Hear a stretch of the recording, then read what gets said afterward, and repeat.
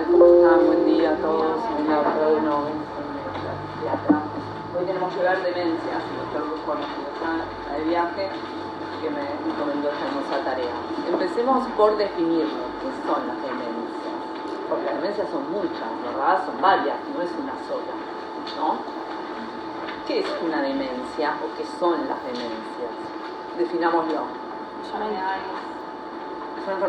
Enfermedades son cuando le ponemos la etiología. Pero le podemos decir que es un síndrome clínico.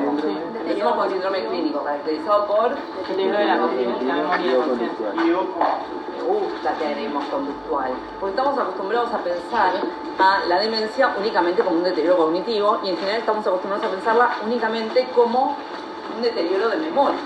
Y lo cierto es que las demencias incluyen cuadros relacionados no solo con pérdida de memoria, sino relacionados con otras esferas cognitivas, porque no es la única área cognitiva que conocemos. ¿Qué otras funciones cognitivas conocemos? La memoria, la asociación, la orientación, la atención, el lenguaje, las funciones ejecutivas, ¿verdad? ¿Todo eso puede afectarse en una demencia? Sí, claro que puede afectarse. Si yo preservo mi memoria, pero empiezo a ponerme disejecutivo, con dificultad de organizarme, de llevar a cabo un acto, de planificarlos, etc., ¿me estoy demenciando? Lo más probable es que sí. Ahora, el compañero dice, no solo puedo tener una afectación de áreas cognitivas, sino que también puedo tener una presentación conductual. Es decir, yo venía de una determinada manera y de repente empiezo a actuar distinto, ¿sí? ¿Eso incluye la definición de demencias? Sí. Entonces, cuando pensamos en demencia lo pensamos como un síndrome clínico caracterizado por una afectación de las funciones cognitivas y o conductuales, ¿sí? Pero esa afectación tiene que tener relevancia respecto al estado previo, porque si no, cualquier afectación de la función cognitiva es una demencia. No. Tiene que tener... ¿Qué tiene que tener para que yo diga sí es una demencia? ¿Qué tienen que tener mis olvidos o mi afectación cognitiva para que yo diga sí está demente? Porque si no, todos estamos un poco dementes, todos nos vamos golpeando. ¿Cómo? Confirmación de una afectación de un tercero. Confirmación, lo confirmo. Viene un familiar y dice, lo confirmo, tiene eso. Bien. Pero que la permanece del padre. no tiene que afectar la vida diaria. Exacto, exacto. Y ahí nos metemos en una clara definición del DSM bien capitalista que siempre dice que tiene que tener impacto funcional. Es decir, nosotros le decimos, tiene que ser de relevancia respecto al estado previo, que uno marque que hay una diferencia respecto a cómo venía el paciente. Porque si el paciente ya nació así, ¿es una demencia? No. ¿Qué es? Retraso. Hoy lo llamamos discapacidad intelectual, ¿verdad? Entonces esa es la diferencia. Que venía de una determinada manera y ahora se modificó. Es de relevancia respecto al estado previo. Como dice la compañera, tiene impacto funcional, porque si no, no es una demencia. No cualquier olvido, no cualquier afectación del lenguaje o cualquier anomia es una demencia, ¿sí? Y el compañero dice, tiene que haber un testigo que dé cuenta de que algo de esto está pasando.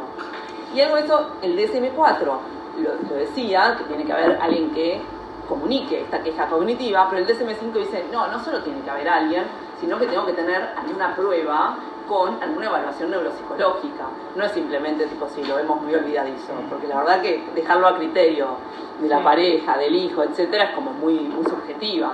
Dice, no, trata de documentarlo por alguna prueba o una evaluación neuropsicológica. ¿Cómo cuál? ¿Cuál es la prueba? El mini-mental, exacto. Entonces dice, bueno, está bien, yo veo que ese paciente tiene una afectación cognitiva, posiblemente pues, supongamos de memoria, le hago un mini-mental, el mini-mental da por debajo de lo esperado. Otra cosa que dice la compañera es, tiene que sostenerse en el tiempo, porque si no, ¿qué es? Y puede ser algo confusional, por eso que hablábamos la semana pasada. Entonces, nosotros decíamos, el confusional tiene una instalación aguda. ¿La demencia tiene una instalación aguda? No, la instalación es insidiosa, es en el tiempo. Entonces, cuando nosotros atendemos acá en el centro de Alzheimer, acá en el entrepiso, en el centro del doctor Brusco, llega un paciente, en general llega con el familiar, y nos dice que se está olvidando las cosas. Y nosotros le preguntamos, ¿hace cuánto que le pasa esto? Y dice, lo vemos hace 6 meses, 1 año, que viene de esa manera. ¿Okay? ¿Qué otra cosa le preguntarían a ese paciente? Si él lo nota, porque puede ser que el paciente lo note o que no lo note también. No sea total. Hay veces que depende de el grado de deterioro que tenga el paciente y el grado de conciencia de síntomas. Al principio el paciente se da cuenta de que no está rindiendo como antes, ¿sí? Y al darse cuenta de eso, lo que hace muchas veces es aislarse o evitar situaciones que expongan ese deterioro. Y muchas veces entonces eso es leído por la familia como depresión, como ansiedad, etc. Entonces muchas veces vamos a ver que vienen a la consulta, no por el deterioro cognitivo, sino que vienen por una queja anímica. Lo vemos más retraído, más aislado, no quiere charlar, no quiere hacer nada. Entonces, cualquier adulto mayor también que viene con una queja anímica, también hay que ir a buscar si hay o no un deterioro cognitivo que lo acompaña. ¿Okay? Pero también dijimos que las demencias pueden presentarse con síntomas conductuales. Y nosotros hasta hace poco tiempo estábamos acostumbrados a pensar que los síntomas conductuales en demencia eran secundarios y eran complicaciones de las demencias. Pero hoy en día sabemos que hasta un 95% de los pacientes que presenten demencia van a tener algún tipo de manifestación conductual, ¿sí? Y que esas pueden ser tempranas e incluso pueden aparecer prodrómicamente.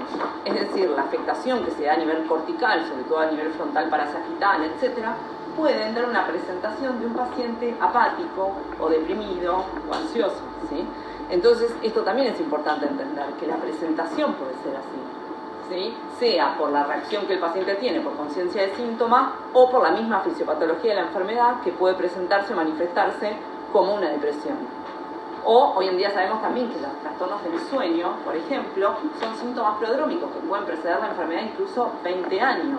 El paciente empieza con alteraciones del sueño sin tener alteraciones de las funciones cognitivas, ¿sí? Y que recién 10, 15 años después empieza con deterioro cognitivo.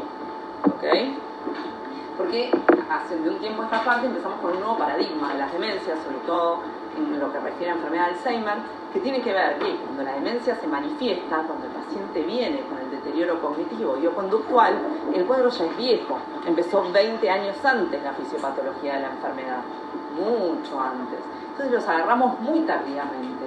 Es decir, lo agarramos cuando el paciente ya tiene un depósito enorme de beta-amiloide, un depósito enorme de tau fosforilada, ya empezó a hacer cortocircuito de la sinapsis, empezó a perder dendritas y empezó a perder neuronas. Perdió tantas neuronas que ya ni siquiera se acuerda cómo se llama, ¿se entiende? Entonces cuando vamos a buscar una imagen vemos todo un cerebro atrofiado, llegamos tarde, ¿sí? Por eso los tratamientos tienen tan poco efecto.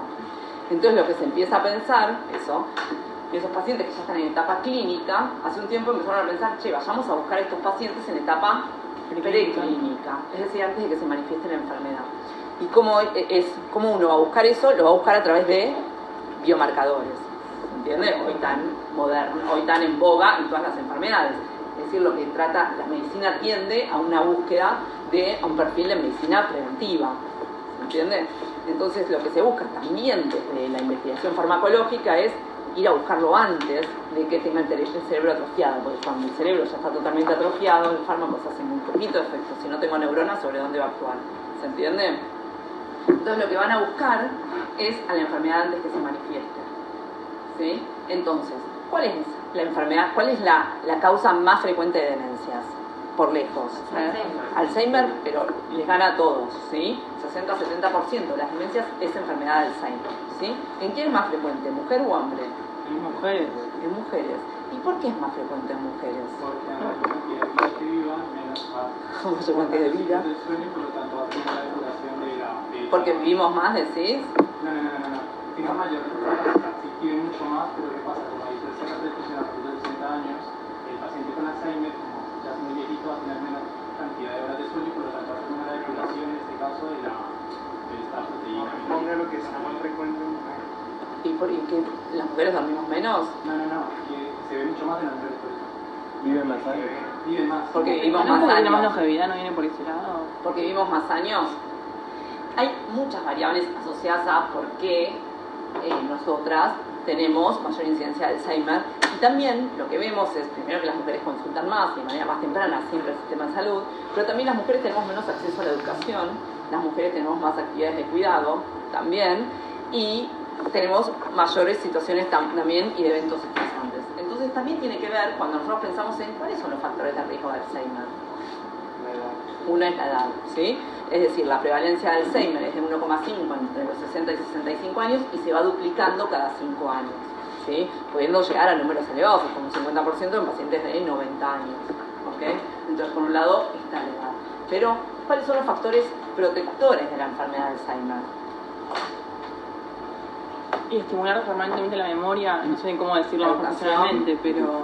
La educación es uno, Ejercicio físico. Que no se aísle a la persona vida mayor, que se la incluya en lo que son actividades, que esté en contacto con pares, con grupos. Actividad social. Todo lo que tiene un acceso bastante restringido también la mujer. ¿Sí? Entonces, cuando nosotros vemos los números de Alzheimer, de enfermedad de Alzheimer, que se espera, según los congresos internacionales, que se triplique para el 2050, por un lado vemos un descenso de esos números, también asociado a factores de riesgo en países desarrollados, y un aumento de esos números en países un poquito más complicados. Esos, ¿sí? Es el nuestro. Y cuando vemos también en la brecha de género, también tiene que ver también con las políticas de género asociadas. ¿Sí? Una mujer en general tiene un perfil más sedentario, con menos acceso a educación, etcétera, etcétera, también que determina, y paradójicamente, así como las mujeres tenemos mayor prevalencia de Alzheimer, también hasta el 80% de los cuidadores de pacientes con Alzheimer son mujeres. Rarísimo, ¿no? Hay unos números que no cierran. Entonces, ¿cómo hacemos? Cuidamos a los pacientes con Alzheimer y tenemos Alzheimer. Es para pensar y para repensarlo en cuanto a si nosotros estamos haciendo un enfoque en la enfermedad de Alzheimer desde el punto de vista preventivo, ¿sí? Entonces, ¿qué vamos a ir a buscar? Bien, entonces habíamos dicho que de un tiempo a esa parte se empieza a buscar a la enfermedad en estadios preclínicos. Entonces, vamos a buscar biomarcadores. Y los biomarcadores van a ser biomarcadores proteicos y biomarcadores genéticos. Es decir, ¿hay factores de riesgo genéticos asociados a enfermedad de Alzheimer? Sí, ¿no tiene una incidencia familiar? Entonces, vamos a ver factores de riesgo genéticos de enfermedad de Alzheimer de inicio temprano, que es la menos frecuente, menos del 5% de los pacientes con Alzheimer de inicio temprano, es decir, antes de los 60 años, y factores genéticos de inicio tardío. Inicio temprano Alzheimer, factores genéticos, ¿cuáles se pueden ser? Síndrome de Down. Sí, es verdad, la trisomía del 21 está asociada a un depósito más temprano de amiloide y por lo tanto una presentación más temprana. Pero hay mutaciones genéticas, esa es de inicio tardío, ¿sí? Que aumenta el riesgo. La mutación de presenilina 1 y presenilina 2 es factor de riesgo, es decir, el factor determinante de un inicio de Alzheimer de inicio temprano, ¿sí? La más frecuentemente que encontramos es la mutación de la presenilina 1. ¿Qué hace la presenilina 1? Pertenece al complejo de la proteína que cliva el amiloide. Y lo que se produce es, por ejemplo, un clivaje anómalo de amiloide y por consiguiente un depósito acelerado de amiloide. Ahora, hay muchas teorías acerca de la fisiopatología de la enfermedad de Alzheimer, porque siempre creímos que había un depósito de amiloide extracelular a nivel del cerebro posterior y un depósito intracelular de tau hiperfosforilada. Entonces hay grupos de médicos o de científicos que son tautólogos, que votan porque el inicio de la patología se inicia en tau, y otros que dicen que se inicia en amiloide, y se pelean y bueno, se divierten y pasamos la vida así, porque si no, hay algún sentido de que darle a la vida también. Bien, entonces desconocemos cuál es el inicio de todo esto, pero lo que sabemos es que se produce un depósito temprano de beta-amiloide, posteriormente una fosforilación de tau, y es tal la noxa que eso genera que se empieza a perder o a interrumpir la sinapsis, posteriormente a destruir las dendritas y posteriormente la neurodegeneración o muerte neuronal acelerada y posteriormente la clínica. Esos serían como los pasos a seguir, ¿entiendes? Primero el amiloide, después el tau y después está la disrupción de sinapsis, etcétera, etcétera.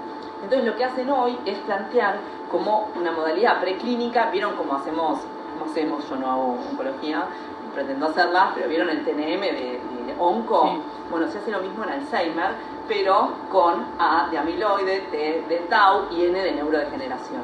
Y ahora se le agrega factores neuroinflamatorios y factores vasculares, que también mismos están asociados. Entonces, nosotros llega un paciente con factores de riesgo de enfermedad de Alzheimer, no tiene síntomas de enfermedad, pero podemos ir a buscar su amiloide en etapa preclínica. ¿Cómo se va a buscar eso? A través de un PET amiloide. Un PET que detecta la presencia temprana de un depósito de amiloide, por ejemplo, ¿sí? O a través de un PET tau, que va a buscar un tau fosforilado sin que... ¿Se entiende? Y entonces ahí se hace una clasificación ATN del paciente en etapa preclínica. Esos son biomarcadores proteicos, ¿sí? De depósito amiloide, que yo los puedo encontrar incluso 10, 15, hasta 20 años antes del inicio de la enfermedad. Es un montón, ¿se entiende? Entonces, si yo tengo un padre fallecido de enfermedad de Alzheimer y quiero saber si voy a tenerlo o no, yo puedo ir a buscar esos biomarcadores, ¿se entiende? 20 años antes de que empiece la enfermedad. Ahora, ¿Se entiende? Esos son los biomarcadores proteicos. Esos biomarcadores pueden aparecer en imágenes tipo PET o pueden aparecer en el líquido cefalorraquídeo. ¿Se entiende? Entonces tengo un aumento del beta-amiloide, una alteración del beta-amiloide y del tau en líquido cefalorraquídeo con un depósito acelerado en el sistema nervioso central. ¿Se entiende? Puedo ir a buscarlo en líquido cefalorraquídeo, puedo ir a buscarlo en el PET. Pero también tengo factores genéticos, que decíamos, la presenilina, mutación de presenilina 1, lo que me puede determinar es un inicio de Alzheimer, que nosotros tenemos un paciente, la más frecuente de inicio temprano es la mutación de presenilina 1, un paciente de 35 años que inicia con enfermedad de Alzheimer. Rarísimo, ¿se entiende? Pues llega un pibe con queja cognitiva y te cuesta pensar que puede ser. A veces un tumor antes que... Claro, vas a buscar cualquier otra cosa que no esté pasando. Entonces, este paciente justo empieza en la pandemia por COVID, llega de Italia, y creían que era una encefalitis post-COVID, ¿no? Una cosa rarísima. Entonces, cuando le vamos a preguntar al paciente si había tenido COVID, no había tenido COVID, ¿se entiende? Digo, bueno, pero por ahí tuvo igual, decían, de una reconocida institución neurológica. Entonces le fuimos a pedir anticuerpos allá, de hace tiempo, en el 20 o en el 21, y eran negativos, o sea, claramente el paciente no había tenido COVID, ¿sí?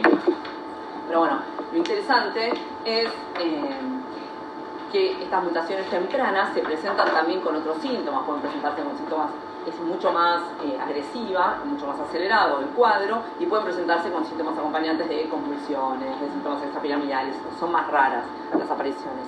Entonces podemos encontrar Alzheimer de inicio temprano con estas mutaciones, presenilina 1, presenilina 2, etc.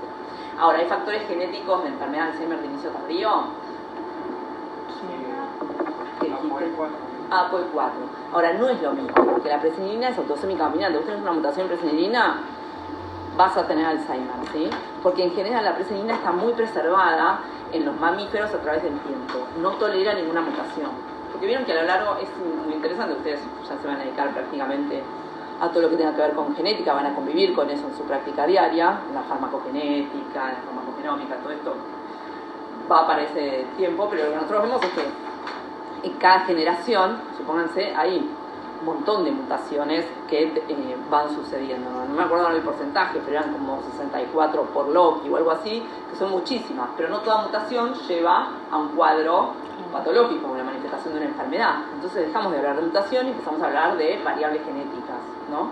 Ahora, la presenilina no tolera una variación genética, le cambias un aminoácido, cambia la conformación, se vuelve muy aberrante su funcionamiento, empieza a acumular amiloide y a los 30-35 años empieza, ¿se entiende? Una pregunta, en el caso de esta demencia temprana, no tendríamos esta atrofia cerebral, sino que sería más por los depósitos beta-amiloides. Lo que pasa es que el depósito de beta-amiloide y eso lleva a la muerte neuronal. Entonces cuando se empiezan a morir tus neuronas, es verdad que tu cerebro no va acompañada de ese adelgazamiento que te lleva a la edad.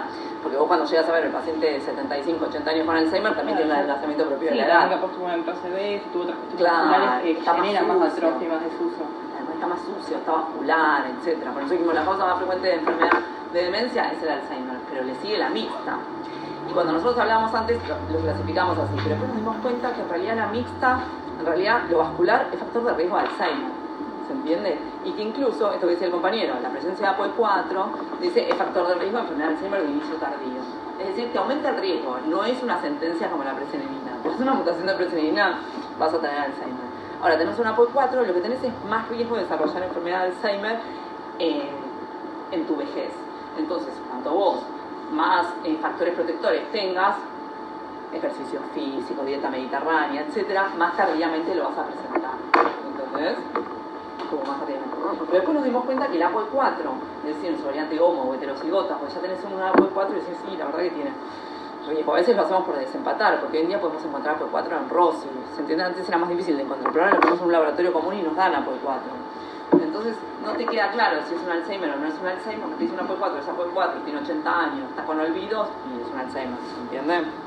Pero después nos dimos cuenta que APOE4 también es factor de riesgo de angiopatía amiloide, es decir, de demencia vascular. Están muy entrelazadas y todo lo vascular forma parte de la fisiopatología de la enfermedad de Alzheimer, porque lo que hace también es empeorar el clearance de la limpieza de las proteínas. Vieron que todos los días nosotros formamos proteínas basura en nuestro cerebro y vamos y las limpiamos, sobre todo en el sueño, a través del sistema linfático, que está muy relacionado con todo lo vascular. Si lo vascular está obstaculizado, está dañado, no voy a poder limpiarlo. Se acumulan más rápido y entonces se produce más rápido la enfermedad. ¿Se entiende? Entonces volvemos al Alzheimer. ¿Cuál es la clínica? ¿Cómo viene el paciente?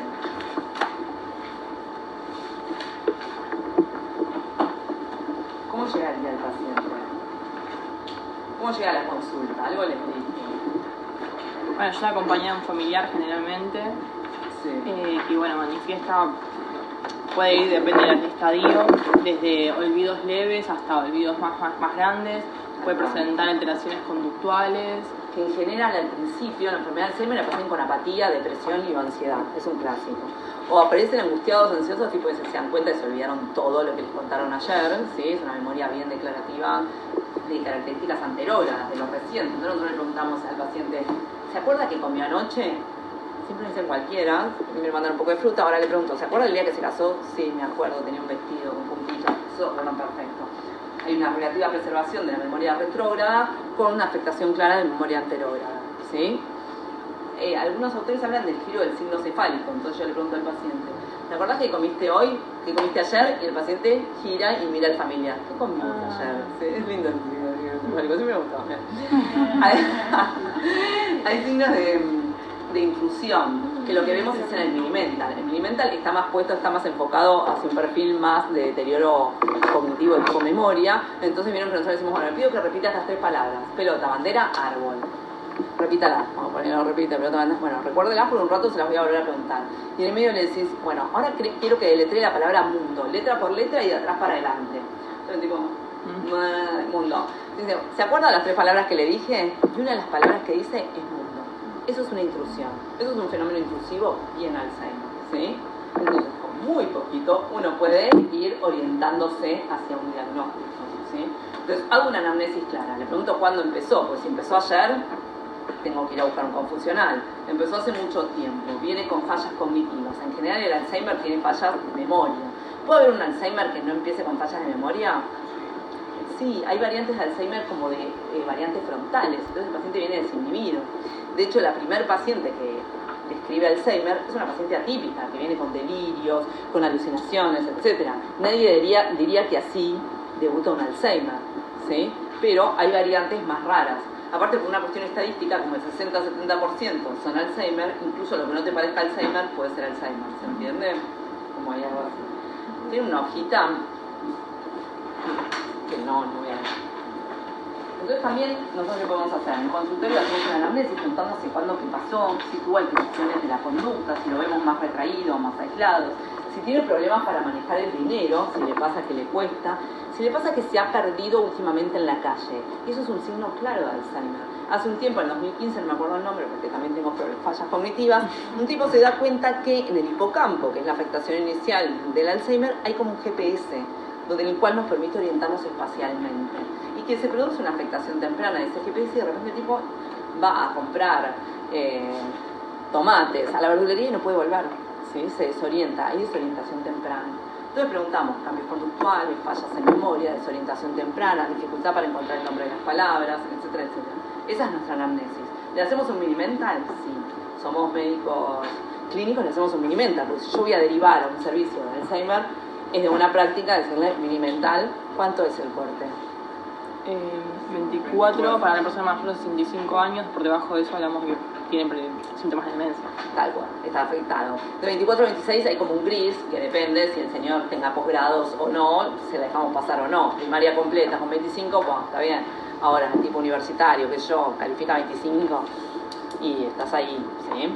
¿Ok? Entonces le pedimos un mini-mental, le hacemos esa anamnesis. Si ustedes quieren, se sienten inspirados, le hacemos el test del reloj. ¿Cómo es el test del reloj? Primero a la copia, primero al comando y después a la copia. Entonces yo siempre digo, bueno, yo voy a hacer un círculo muy grande. Este círculo va a ser un reloj. Necesito que ponga todos los números del reloj y que las agujas del reloj marquen las 11 y 10.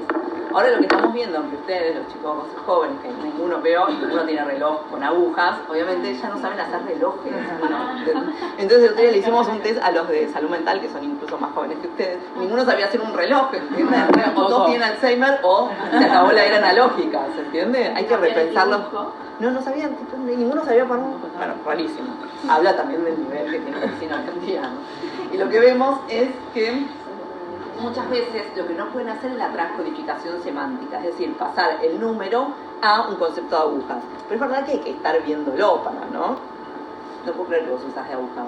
Sí, Bueno, Mucho más estético para mí, es re lindo, sí. En mi casa hay un reloj de pared, o sea, me Sí, parece. claramente, sí, también. No saben lo que fue, la mayoría no sabía hacerlo. Quiero que después, yo no los voy a exponer a ustedes, pero después en su casa, con su fuero interno, que hagan ese reloj y que después fíjense el resultado. No lo vean ahora, pero lo que vemos es muchas veces esto, o que hay perseverancia, entonces el paciente empieza a 12, 1, 2, 3, 4, 5, 6, 7, 8, 9, 10, 11, 12, 13... Me equivoqué, ya nos damos cuenta que hay algo que no está funcionando. O llega hasta acá y dice, ay no, lo hice todo muy junto, pues no. Una pregunta, ¿no? Porque yo tengo para dibujar Sí, ahora vas a empezar. ¿Puedo arrancar y poner, yo qué sé, por ejemplo, el 12, el 13, Sí, eso por para supuesto. ubicarme? ¿O tiene que ser sí o sí en orden y qué No, sé yo, no, hay más También reglas? habla de vos y de cómo te ubicás en Tal ahí. cual. Y lo que hacen muchos, si no, en vez de poner eso, las 11 y 10, ponen 11 y 10, por ejemplo. ¿Se entiende? Incluye que el tamaño de la flechita también. Sí, y esto. Y la cuánta centralidad tiene, el tamaño de la flechita, si está centrado o no, cómo están los números, etc. El largo de la flechita. Todo, El de todo, 11 todo. se Más o menos, un concepto, tampoco pedimos No, obras bueno, maestras, digo, pero no es en lo- general lo ponen acá arriba, ¿se entiende? O están todos los números así, o ponen tipo 11 y 10 así. Es muy claro, es muy sensible. Imagina otra cosa así, es muy grave, como un niño. Un niño que haga eso, no juzgamos a los niños, pero Como mucho espacio. mucho espacio del círculo, me parece muy grande el círculo que dice. No, y queda- No sé a dónde voy, no sé a dónde va. Evaluamos más o menos que haya un concepto. Hay cuestiones que a veces uno ve un Minimental de 25 a 26 y ve un reloj que es un desastre, ¿se entiende? Que eso también nos va orientando, ¿se entiende? Entonces, hacemos la anamnesis, hacemos un Minimental, hacemos un test de reloj si queremos y hacemos estudios complementarios. ¿Qué le Sí, pedimos obvio. a un paciente? Primero tienes que descartar una causa metabólica o orgánica que exceda, digamos, lo que es el sistema nervioso. Porque hay causas central. reversibles de demencia, ¿no? Hay cosas que son reversibles, ¿como cuáles? El déficit de vitamina, no me acuerdo exactamente Sí, cuál, sé que lo B12 y ácido fólico. Entonces eso es una de las cosas que vamos a pedir. También el hipotiroidismo en adulto mayor se manifiesta como un síndrome pseudodemencial. También hay causas infecciosas, ¿como cuáles? HIV, vieron que la otra vez dijimos cada vez menos, pero obviamente lo puedo presentar. Hoy una colega me pide si tengo un paciente, un médico especialista en migrañas para un paciente de HIV que hace 8 años no toma la medicación y le da, tiene cefaleas. ¿Lo derivarían a un médico de migrañas? No, un infectólogo. Rápido. Una imagen rápido. Bien. Sífilis, ¿sí? Que también estuvo en aumento en la pandemia. ¿Okay? También lo pedimos. Pedimos PRL, pedimos HIV, pedimos vitamina B12, pedimos ácido fólico. ¿Y qué dijimos que era el principal factor de riesgo? Todo lo vascular. Entonces tenemos que pedir un perfil metabólico.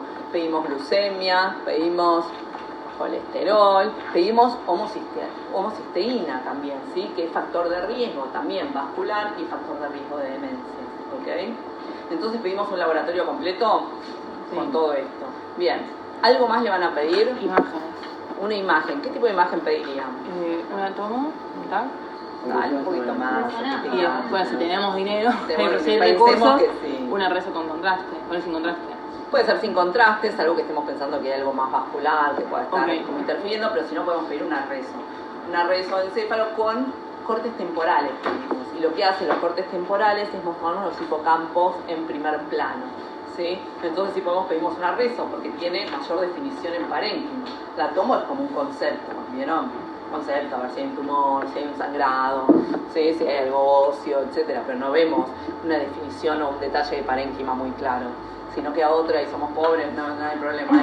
Intentamos, hacemos, imaginamos que hay atrás, pero muchas veces no lo encontramos en una rezo, ¿sí? Porque como dijiste, es un paciente grande, entonces todo lo vascular, Claro. los infartos vasculares, la leucopariosis periventricular lo vamos a ver mucho más claramente en una rezo, ¿sí? Todo eso que tiene. ¿Pedimos algo más? ¿Qué pedimos o no es Nos van a sacar cargiendo a todos. No, Ya con la rezo es un montón. Con la rezo es un montón y le agradecemos mucho si la trae en el transcurso del mes.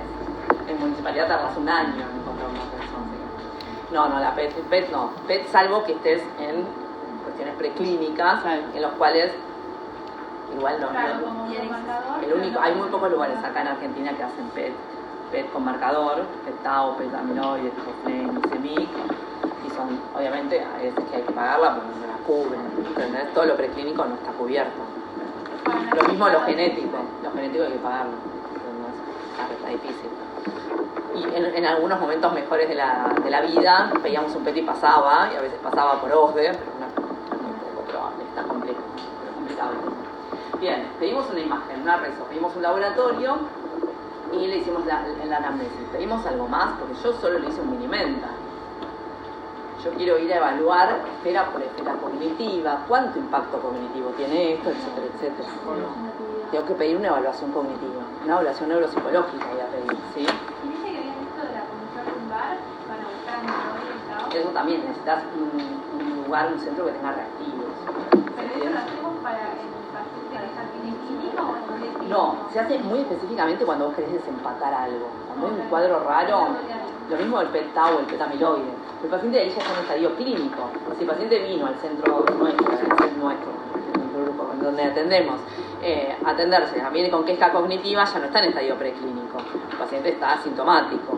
Ahora, a mí no me queda claro si es un Alzheimer o si es una enfermedad, qué sé yo, no entiendo, o es una rápidamente progresiva, ¿viste? Y estoy medio raro. Entonces ahí sí voy y trato de pedirle un panel, de pedir cosas. Pero si no, por ahora... Esto que también los de adulto mayor, justamente, que está con cambios conductuales, con cambios cognitivos, capaz es muy invasivo pedir tantas cosas. Tal cual, por eso tiene tan poco éxito el tema de buscar biomarcadores en microencefalografía. Y entonces, ¿qué pasó? Fueron es una punción lumbar, un adulto mayor, si no tiene no mucho. No es muy popular. No es muy popular. No es muy popular el microencefalografía. Tal cual. No es muy popular el microencefalografía, entonces en el último tiempo, ¿qué fueron a buscar? ¿Qué sería lo ideal? ¿Buscar un biomarcador dónde? Sangre. En sangre, claro. Entonces en el último tiempo empiezan a buscar biomarcadores en sangre. Lo buscaron hace un montón que lo vienen buscando y no lo encontraban, ¿sí? Entonces de repente encontraron uno que es un biomarcador que 20 años antes te dice que vas a tener una demencia, que es poner el neurofilamento ligero. Entonces sí, puede estar demencia con eso. Y también ahora encuentran uno que es una tau fosforilada en sangre que te puede predecir claramente, con bastante sensibilidad, que vas a tener Alzheimer. Y eso es como... No para nada. Recién ahora se está empezando a pensar que tiene fiabilidad. En el congreso del año pasado del Alzheimer dijeron, sí, va la tau fosforilada. Bueno, va, genial. Nosotros, en Argentina había muy poco, de hecho hay muy poco, no hay tratamientos monoclonales, ¿vieron? Porque, o sea, uno tiene como preclínico, entonces simplemente tenías que tratar con monoclonales, que tampoco son la panacea del mundo, ni mucho menos, pero ni siquiera teníamos monoclonales. Y ahora hay un equipo que está haciendo un protocolo con monoclonales, pero la verdad que son carísimos, ¿vale? ¿Entendés? $30.000 la aplicación, no la tenemos. No hay plata, no hay.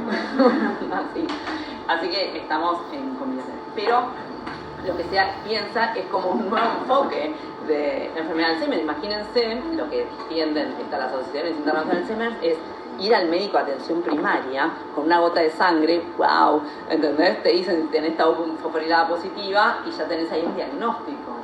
Es un montón, simplifica un montón. ¿Ir a hacerse ese diagnóstico aunque no tenga antecedentes familiares? Si podés hacértelo, se van a abaratar los costos, ¿entendés? Una vez que pueda hacerse en sangre, que todos tengamos los reactivos, al principio va a salir un montón, como el otro día veíamos con genética. Antes de hacerse un panel genético, pero valía, que era que mostraban tipo $1 millón. Hoy vale $100, $200, está mucho más barato en la medida que se empieza a agilizar los tiempos. Sí, la gente que lo haga y todo. Entonces yo creo que ustedes sí ya van a tener para ahí es impredecible, pero por ahí ustedes de acá a 10 años en consultorio, y yo creo que ya sí le van a poder pedir, la verdad, es en una gota de sangre, ni siquiera es una extracción en laboratorio, es con una gota, ¿sí? Y un reactivo muy, muy fácil, se podría detectar la presencia de tau fosforilada. Sería bárbaro. De las demencias, el que está más avanzado en biomarcadores es el Alzheimer. Vienen mucho más atrás las otras en cuanto a biomarcadores, etc. Pero la verdad que hoy en día cuando pensamos en las demencias, las pensamos así, en etapa preclínica, con biomarcadores, etc. Es decir, cuando viene el paciente ya no se acuerda su nombre, llegamos hiper tarde, ¿sí? Esto empezó hace 30 años y el paciente tenemos muy poco margen para hacer, por lo menos desde lo farmacológico.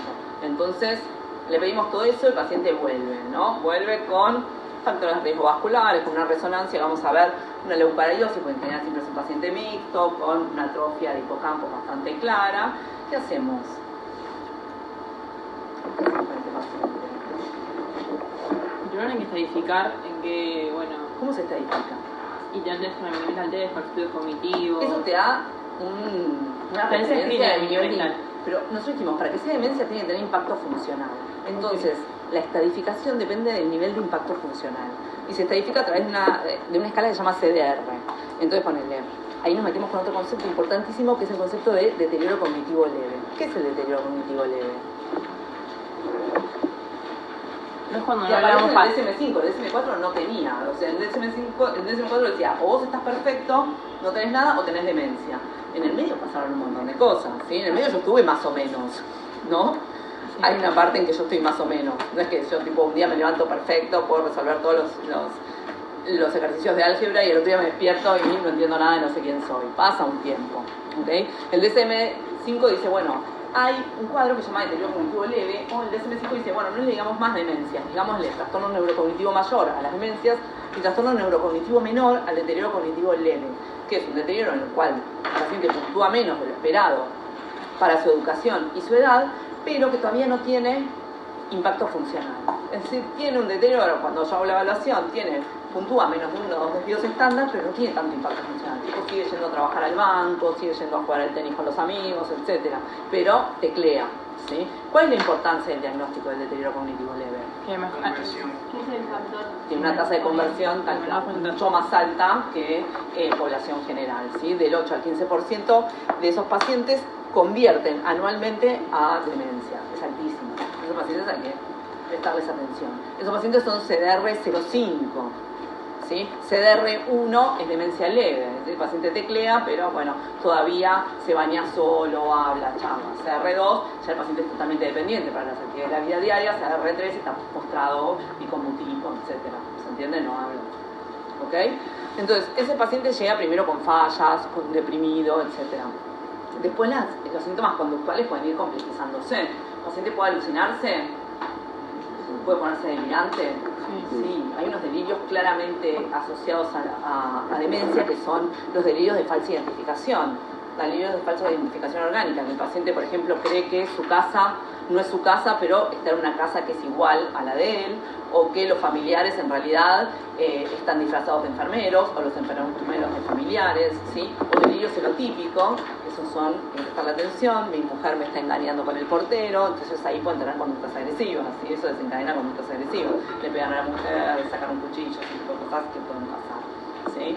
El paciente, ¿cómo va evolucionando? Perdón, ¿eso puede aparecer en un deterioro cognitivo leve o ya sea algo Alzheimer? Lo más frecuente es que en el deterioro cognitivo leve, lo más frecuente es que vos tengas es ansiedad, depresión y apatía. Y muchas veces la apatía es difícil de hacer un diagnóstico diferencial con depresión. No sé si está apático o deprimido. Es decir, pero nosotros pensamos que la afectación parasagital frontal tiene una presentación bien apática. Todo le da lo mismo. Eso lo diferencial de la depresión. En la depresión hay un componente de hipertimia placentera, de tristeza, no, le da lo mismo. Lo que pasa es que genera mucha sobrecarga al cuidador, que todo le da lo mismo. Sí. No quiere bañar, no se quiere comer, no quiere salir, ¿entiendes? Es agotador. Bien, entonces nosotros siempre decimos lo mismo. Muchas veces los neurólogos diagnostican la demencia, pero que la trata es el psiquiatra, porque lo más disruptivo es lo conductual en general, ¿sí? Bien, ¿qué hacemos con este paciente? O conmigo en el futuro. Yo llego con mi hijo, digo, me estoy olvidando las cosas y que estoy más agresiva que de costumbre. Bueno, puede pasar. Ok, me hacen un laboratorio ahí con un factor de riesgo vascular, me hacen una reso y tengo atrofia hipocampal. Ok, ¿qué hacemos? Bueno, dijimos que teníamos una etapa farmacológica y no farmacológica. Cuanto más temprano sea el estadio, el farmacológico va a tener mayor respuesta, y cuanto más tardío ya no, porque no vamos a tener neuronas a las cuales aferrarnos a fármaco. ¿Qué me medican? Antidemenciales, ¿cuáles hay?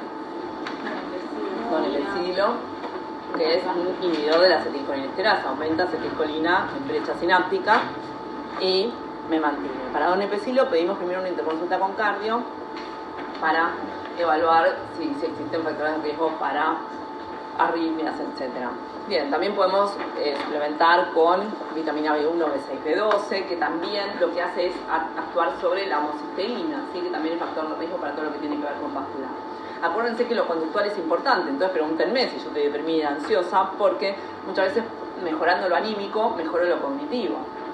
Una persona que está deprimida o está ansiosa puntúa menos cognitivamente que una persona que está bien anímicamente, ¿se entiende? Igual ahí yo estoy deprimida. ¿Cómo? En paralelo también lo podés ir evaluando y decirle, bueno, tratar psicoterapia, hacer otras actividades. Poneme un antidepresivo si puedo, sí. También. Si me ves, No era que apatía no se ¿qué? trataba. ¿La? ¿Fatiga? La apatía. La apatía es más rebelde al tratamiento, responde muy poco a IRS y a veces lo que hacemos un poquito es usar psicoestimulantes, ¿sí? A veces los usamos sobre todo para que el paciente haga una actividad. Claro, limpieza. Sí, modafinilo, metilfenidato, está muy grande, medio difícil, pero lo podemos intentar, para, aunque sea modafinilo que dura 4 horitas, que haga una actividad, etc. ¿Sí? Eso podemos combinarlo. Pero lo que dice la compañía es verdad, que es todo lo que tenga que ver con lo no farmacológico es fundamental en el seguimiento. La enfermedad es larga, ¿vieron? Dura como 10 años, ¿ok? En el mejor de los casos. Entonces, lo que tenemos que hacer es psicoterapia, taller de estimulación cognitiva, terapia ocupacional, todo lo que tenga que ver con la estimulación del paciente. Nosotros le decimos lo mismo, el cerebro es como un músculo, hay que ejercitarlo y entrenarlo para mantenerlo activo. Y todo lo que tenga que ver con lo social también, ¿sí? Nosotros decimos, la vida social es factor protector de enfermedad de Alzheimer, es importante. Entonces imagínense lo que nos pasó en pandemia, ¿no? Con todos esos adultos mayores encerrados en su casa sin ver a nadie. Y que aparte de tecnología nada como para decir, bueno, no sé, algo. Fue un desastre lo que vimos después. Se aceleraron mucho. Esos pacientes que habíamos visto en el 2020, 2021 llegaron sin saber ni cómo se llamaban, ¿se entiende? Aceleró la progresión de la enfermedad, ¿sí? Y los que estaban por empezar arrancaron todos juntos, ¿sí? Entonces cuando venimos a ver, le preguntamos siempre el desencadenante o es un factor estresante, es la pérdida de un familiar, etcétera, o es la pandemia a veces, ¿sí? Si la enfermedad está muy avanzada, por más que no tenga buena respuesta al tratamiento farmacológico, ¿le das fármacos? Muy buena pregunta. Hay como una evidencia baja de que los antidemenciales podrían mejorar lo conductual. Entonces, el paciente a veces está muy agitado, esto, lo otro, está deprimido y a veces mejora con memantina, ¿entendés? Lo combinas con antidepresivos, etcétera, pero a veces tiene como algún rol en lo conductual. No va a actuar mucho en lo cognitivo, pero sí va a actuar en lo conductual, ¿entendés? Como que algo de eso lo barajás. Ahora, hay veces que el paciente viene y ya ni siquiera habla, y no sé cuánto, o viene derivado de importantes instituciones para hacer una evaluación cognitiva. No, a eso tenés que poder responder una pregunta, Claro. si no, no vamos a hacer una evaluación cognitiva que solo le conlleva estrés, ¿sí? Eso no, ¿ok? Tenés que un Minimental mínimo, nosotros hacemos un corte de 14, 15 para hacer una evaluación cognitiva. Claro. Ahora vos puntuás 5 en el Minimental, te voy a hacer un test cognitivo de 2 encuentros con... No, se terminó ahí, ¿ok? Pero dijimos que no todas las demencias se dan Alzheimer, un 60-70% lo son, pero hay otras. Una consulta, Sí. los fármacos que dan es para revertir la enfermedad, no, para no que no progrese. Es paliativo. Tal cual, para enlentecer la progresión de la enfermedad y el manejo sintomático. Ahora, para revertir todo eso están todo lo que tiene que ver con el capítulo de monoclonales, ¿viste? Que impide el depósito de betamiloide. Es un anticuerpo monoclonal que ataca el betamiloide e impide que se deposite, ¿entendés? Que no los tenemos acá. Hay algunos, el aducanumab, esos, ¿vieron? Que salieron en el mercado. Hay algunos equipos que tienen, pero más en fase de investigación, ¿ok? Nosotros no tenemos. Si llega un paciente que no se está partiendo la posibilidad de hacer un test genético, entonces ya se empieza con el tratamiento farmacológico de inicio o hay que esperar. Nosotros últimamente cada vez pedimos más APOE. APOE que nos aumenta el riesgo de enfermedad de Alzheimer de inicio tardío. Y después lo que hacemos es, o sea, si hay algo conductual, empezamos a medicar lo conductual, y si no esperamos la evaluación cognitiva para ver cuánto está puntuando, cuánto está dando. Y también tenemos que ver si hay factores orgánicos, si el paciente no está hipotiroideo, si no está esto, no está lo otro. Cuando tenemos todo junto, laboratorio, rezo y evaluación, ahí empezamos a medicar. Pero dijimos que hay otras causas. La segunda era la mixta, que era lo vascular más Alzheimer, que venían todas juntitas. ¿Y cuál es la segunda causa? Porque lo vascular no es degenerativo, ¿sí? La enfermedad de Alzheimer es una demencia de tipo degenerativa. ¿Cuál es la segunda causa? Pregunta de Choice. ¿Cuál es la segunda causa de demencia degenerativa? ¿Cuál?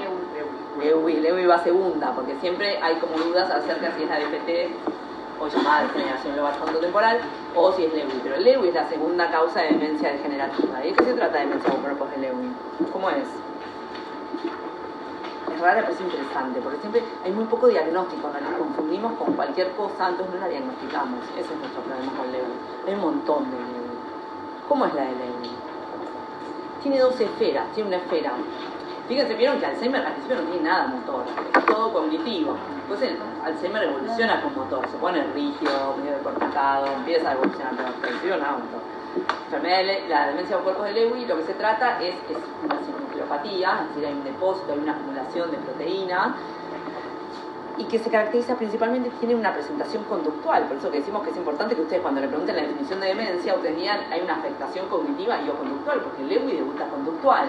¿Cómo debuta Lewy conductual? Encima hace un estallido, porque yo les dije, Alzheimer debuta conductualmente con ansiedad, depresión, pero Lewy no, Lewy debuta con todo, con alucinaciones, delirio, con todo juntos, ¿entendés? ¿Tan pronto? Sí, tan pronto. Y a veces tiene alucinaciones visuales, entonces ve, por ejemplo, a la pareja engañándolo con el portero, entonces lo ve.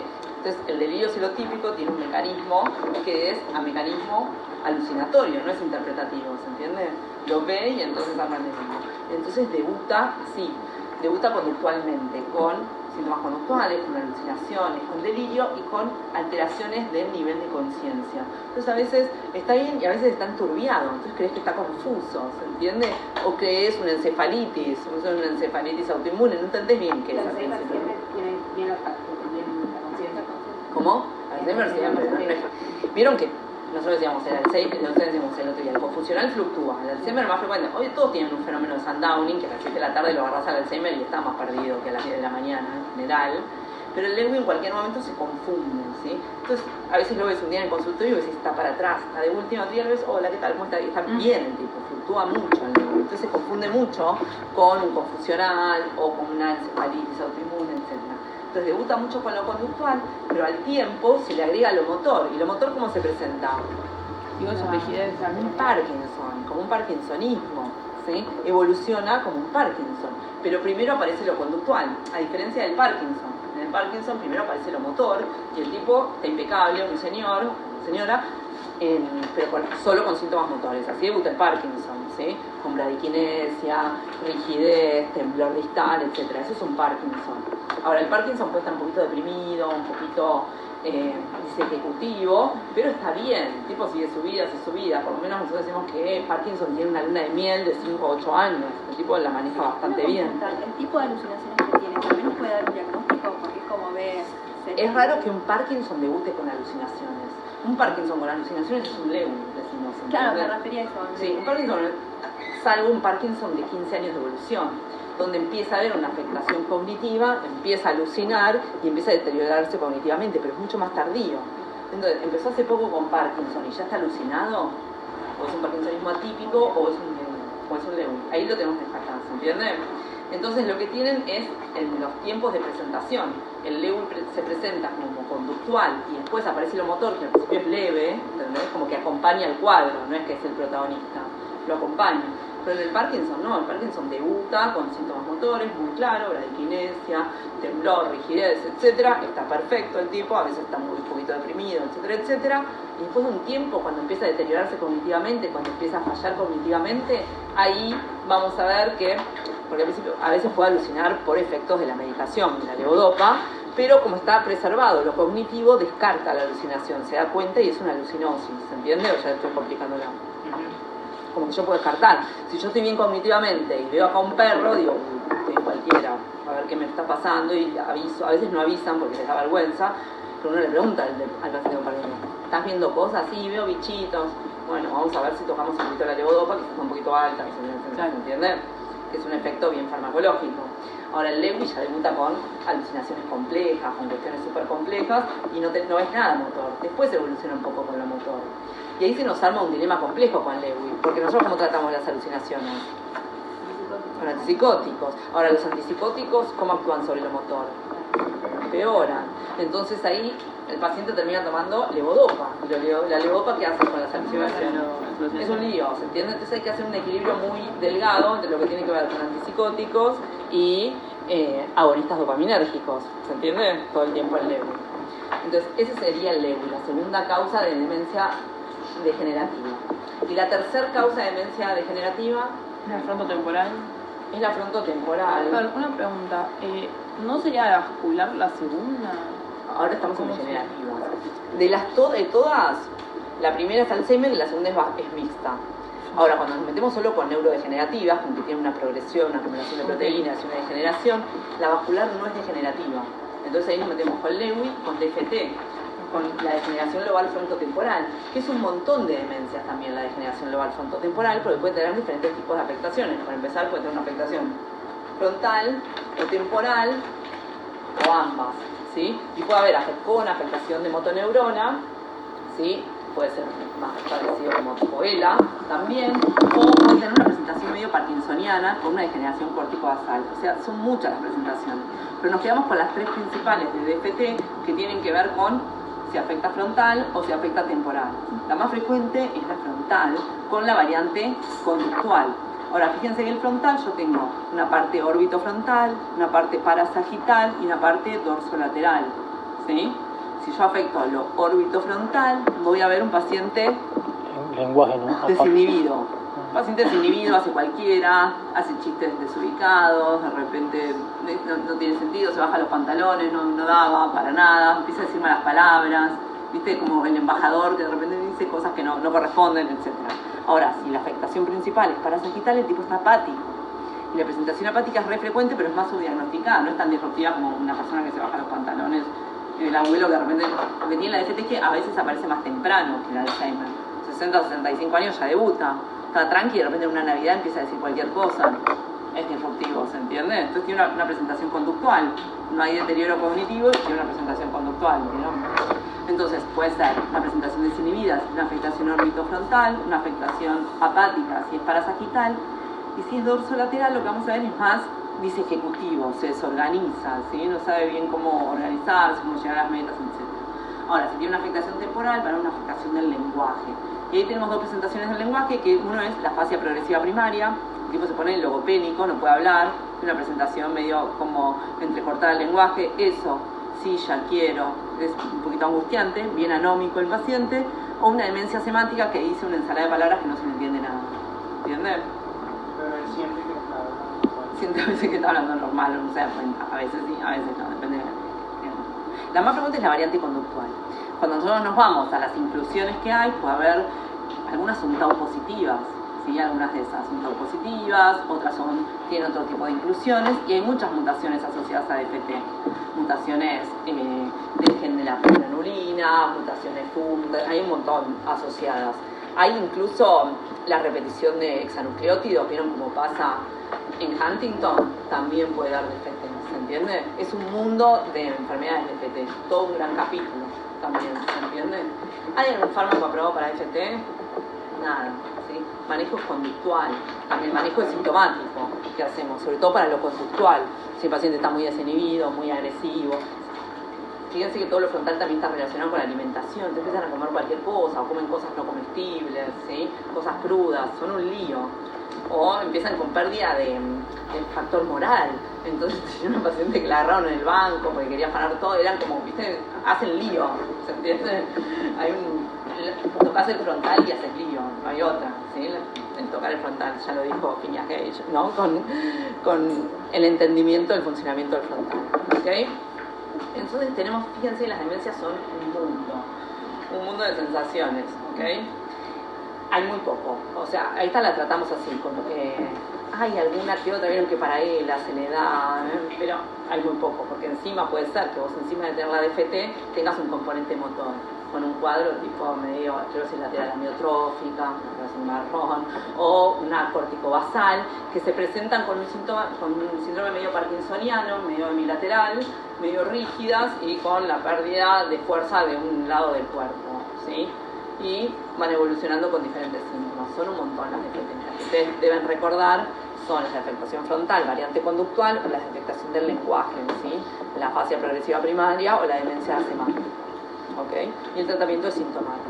A diferencia del Lewy, en el cual el tratamiento también es sintomático, pero que se basa en agonistas dopaminérgicos, más que nada levodopa, y todo el manejo de lo conductual. ¿Ok? Creo que no me faltó nada. ¿Preguntas, dudas, comentarios? Tengo entendido que para lograr la conciencia debíamos cognitiva, comunicación. Sí. Y si en el Alzheimer se afecta la atención, la memoria, la orientación, ¿qué afecta la memoria? Está alterado en el paciente. Lo que vamos a ver es que el paciente no está lúcido. Hay una pérdida de la condición de lucidez, pero está vigil, está despierto. No está con tendencia al sueño, no está estuporoso, no está obnubilado, etc. Y que esa condición es estable a través del tiempo. Perfecto, ¿sí? Vos llega un paciente con Alzheimer y decís, ¿saben qué año estamos? 18, en el 15. Es muy poco probable que pueda llegar a orientarse en lo temporal, ¿sí?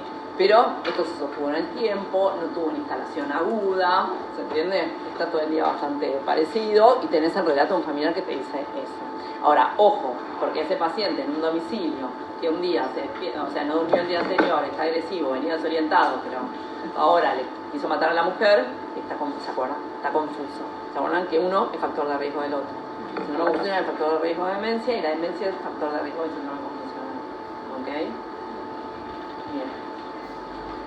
¿Alguna otra pregunta? ¿Habías hablado de la identificación puede ser del CDR. ¿Y eso cómo va? CR es la estatística. Vos vas a ver en las evaluaciones cognitivas que también se evalúa el funcionamiento del paciente. Es decir, cuán autónomo es para vestirse, para comer, para esto, para lo otro. Y en base a eso vos lo estadificás si es CDR0, totalmente autónomo. Hay otros índices de funcionamiento que es el CATS, que va a ser el Brody, etcétera, que para nosotros es fundamental saber esas escalas de funcionamiento para determinar cuánto impacto funcional tiene, porque eso es lo que te define la gravedad de la demencia. Entonces 0 es paciente sin afectación, CDR05 es deterioro cognitivo leve, CDR1 es demencia ligera, en la traducción a neutro, el CDR2 es demencia moderada y el CDR3 es demencia grave, en el cual ya tenés un paciente postrado, mutista, sin control de esfínteres, etc. Pero vos lo podés incluso traducir. Tengo un paciente con un Alzheimer de 10 años de evolución, CDR2, y luego ya sabés que va a ser un paciente grave, ¿se entiende? Es una nomenclatura que utilizamos frecuentemente, CDR. Hay otras, GDS, un montón. La más popular son GDS, que tiene 6, entonces es como, se me 1, 2, 3, 4, 5, 6, y CDR. Y después tenés otros indicadores, el Auton Brody, el CATS, todos esos que son variantes de lo mismo. ¿Ok? Nada más, ¿no, chicos? Bueno, nos vemos, que anden bien. ¿Qué Sí. decía de la con frontotemporales? Resumo, sí, porque la frontotemporal, supuestamente hay como mínimo 6 frontotemporales, yo les doy 3, ¿sí? Que es la variante conductual, la fascia progresiva primaria y la demencia semántica. Pero también está la córtico-basal y la que tiene afectación de motoneurona. Entonces, nosotros decimos que muchas CELA son de FT, ¿se entiende? A veces con diferentes tipos de inclusiones, porque dentro de eso después vas a buscar las inclusiones y a veces son TDP, a veces son FUN, tienen diferentes mutaciones genéticas asociadas. Entonces son un montón de síndromes que se engloban en DFT, ¿se entiende?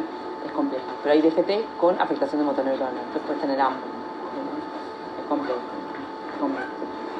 ¿se entendió? Sí. Bueno, de nada, bueno, no lo...